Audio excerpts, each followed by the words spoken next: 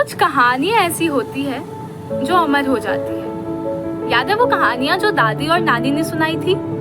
कुछ कविताएं ऐसी लिखी जाती है जिन्हें कभी भूला नहीं जाता, बार बार दोहराया जाता है उन्हें। ऐसी ही एक कविता है, नहीं, ऐसी एक कहानी है। कविता है, कहानी है, दोनों है।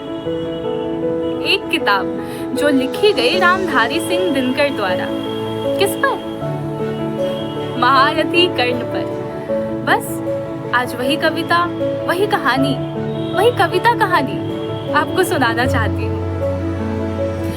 हो गया पूर्ण अज्ञातवास, पांडव लौटे वन से साहस, पावक में कनक सदृश तप कर वीरत्व लिए कुछ और प्रखर, नस नस में तेज प्रवाह लिए कुछ और नया उत्साह लिए। सच है विपत्ति जब आती कायर को ही दहलाती, सूरमा नहीं विचलित होते, क्षणिक नहीं धीरज खोते, विघ्नों को गले लगाते हैं, कांटों में राह बनाते हैं, मुख से ना कभी उफ कहते हैं, संकट का चरण न कहते हैं, जो आ पड़ता सब सहते हैं, उद्योग निरत नित रहते हैं, शूलों का मूल नसाने को बड़ खुद विपत्ति पर छाने को, है कौन विघ्न ऐसा जग में टिक सके वीर नर के मन में, खम ठेक ठेलता है जब नर, पर्वत के जाते पांव उखड़, मानव जब जोर लगाता है पत्थर पानी बन जाता है। गुण बड़े एक से एक प्रखर है छिपे मानवों के भीतर, मेहंदी में जैसी लाली हो, वर्दी का बीच उजियाली हो, बत्ती जो नहीं जलाता है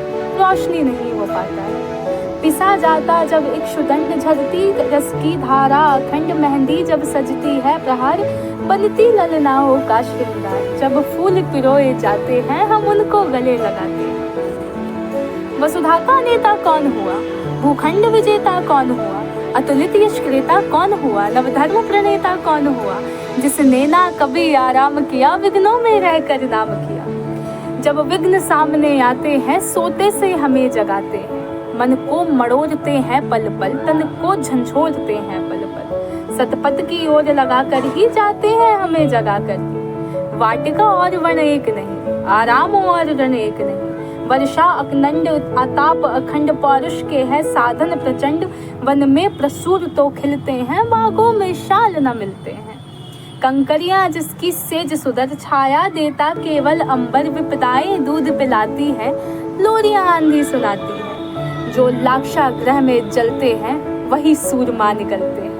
बढ़कर विपत्तियों पर छा जा मेरे किशोर मेरे ताजा, जीवन का रस छन जाने दे, तन को पत्थर बन जाने दे, तू स्वयं तेज भयकारी है, क्या कर सकता चिंगारी है। तो ये जो अभी मैंने आपको सुनाया, ये रश्मि रथी किताब का तृतीय सर्ग का प्रथम भाग था, जिसमें ये बताया गया कि कैसे हमारे पांडव अज्ञातवास पूरा करके वापस आते हैं, और दिखाया गया कि देखो जब आप सूरमा है ना तो आप किसी से नहीं डरते हैं। इसी का दूसरा भाग बताता है कृष्ण की चेतावनी को। याद है वो पूरा भाग जब कृष्ण जाते हैं वापस हस्तिनापुर, और जहाँ दुर्योधन ये पूरा षड्यंत्र रचता है कि हम तो कृष्ण को बांध लेंगे। तो इंतजार कीजिए, अगले सोमवार मैं वापस आऊंगी आप सबके लिए कृष्ण की चेतावनी पढ़ने के लिए। तब तक के लिए अपना ख्याल रखिए और हंसते रहिए, मुस्कुराते रहिए, और हमारे पेज को फॉलो कीजिए ऐसे अच्छे कंटेंट के लिए। नमस्ते, धन्यवाद।